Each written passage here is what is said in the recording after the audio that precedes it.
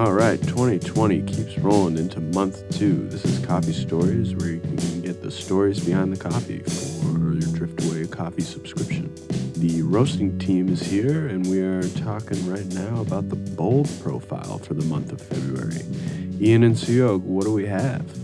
This month in the bold profile, we're offering a single estate coffee from the Pintado Chinchay family in Cajamarca, Peru. It was selected from a group of lots known at Royal Coffee, the importer we work with, as the family lots from this community. It is a deliciously sweet coffee, and we feel incredibly lucky to be able to roast it for you. This coffee is from the Cajamarca region in northern Peru. We sourced this coffee through Royal Coffee New York, who work with PFC closely. PFC, Cooperative Agraria Frontera San Ignacio, was officially established in June 1969. Gender equality was an important factor when the land was purchased and divided among producers.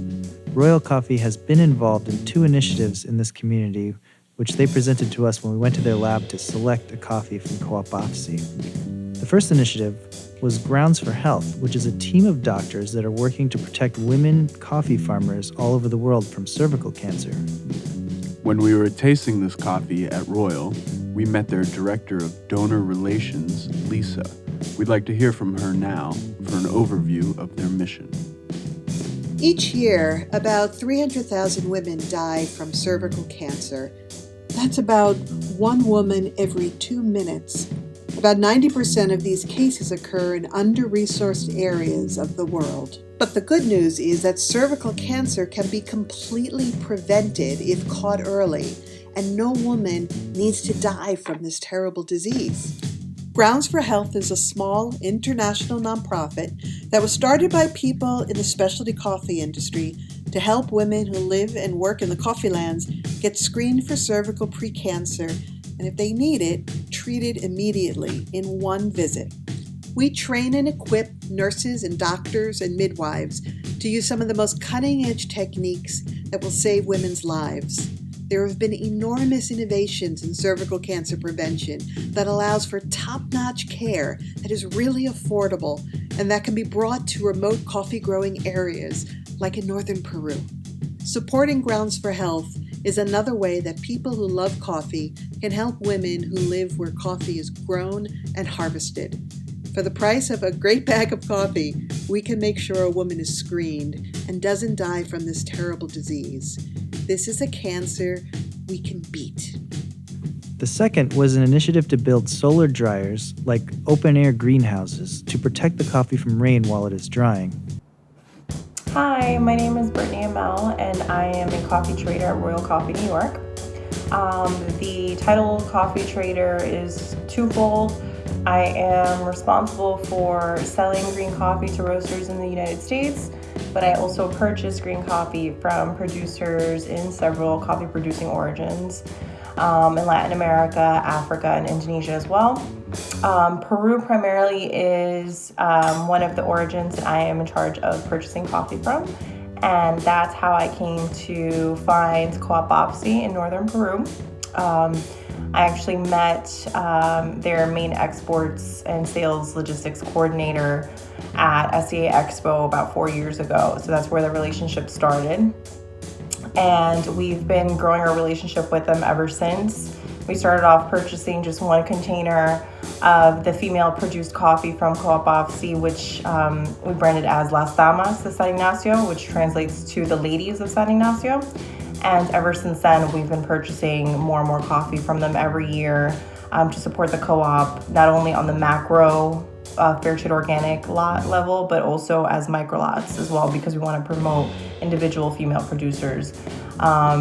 So I have personally been to Peru twice already to visit them, and last year's trip was very important to me because I had a goal of visiting them not only to learn about the harvest and about their coffee in general, but I wanted to find other ways that we can help them grow as a cooperative, whether it was support on medical equipment or anything that would help them kind of increase their income somehow, whether it was another form or another hobby that they can do as well aside from coffee production. So we kind of explored different ideas for these projects that we can work on with them. And once we were there is when it kind of hit us that we really need to help them dry their coffee better. And this was a reoccurring issue that every single producer that we went to visit spoke of. They basically told us, weather here in northern Peru is very unpredictable. There's several days of rain, several days of humidity, and if the weather's problematic while we're drying our coffee towards the end of the harvest, it makes it very difficult for them to be able to provide and deliver specialty coffee to Co-op AFSI so that they can in turn process it and export it over to us. So they were losing a big chunk of their harvest to improper drying, which would lead to molds or just really awful tasting cups on the cupping table as well. So we kind of sat down with them and said, what can we do to help out with this? And they brought up the solar tent dryers that they were kind of beta testing at a few of the producers' farms. And it's basically a plastic lined solar drying tent to allow enough light in to dry the beans, but inside of each tent would be a humidity moisture control device as well to really provide consistency in the drying between all of the producers. So that's kind of where the campaign started. The GoFundMe was just aimed at providing enough money to support at least 50 of the women from Las Damas. And there's about 80 to 100 women in that group right now. So we're starting off with just 50 women. It takes about $290 to $300 US to build each dryer.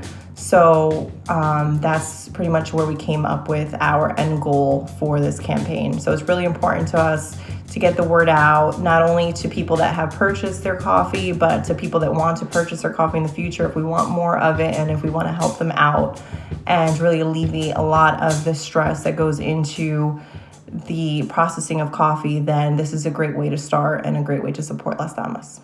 Thank you. This coffee has notes of vanilla and earthy spices.